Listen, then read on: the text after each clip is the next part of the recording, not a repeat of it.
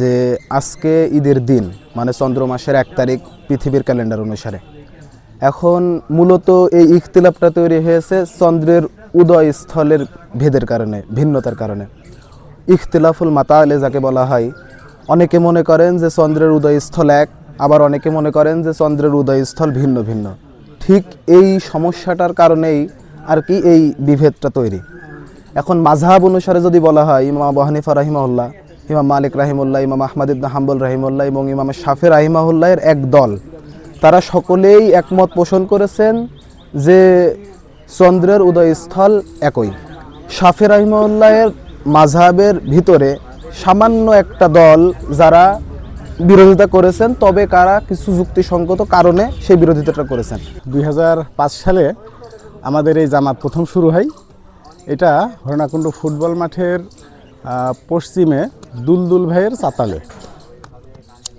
তো এটা 2005 সালে যখন আমরা শুরু করি, তখন আমরা ওই দিন জামাতটা কমপ্লিট করতে পারিনি। একদল লোক আমাদের উপরে অতর্কিত হামলা করে। আমাদের মূল উদ্যোক্তা এবং গবেষক ছিলেন গোলাম হজরত সাহেব। ওনার উদ্যোক্তায় মূলত আমার নেতৃত্বেই এই জামাতটা এখানে শুরু হয়। তো সেটা 2005 সাল হলে 21 বছর। আমি আজ থেকে 20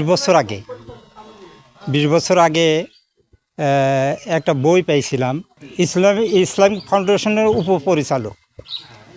ওনার একটা বই পাইছিলাম। বই পাওয়ার পরে বইটা আমি পড়ার পরে দেখি যে একই দিনে ঈদ এবং একই দিনে মানে রোজা সারা পৃথিবীতে। তো বইটা পড়ার পরে আমি যেটা বুঝলাম সেটা হচ্ছে নবীর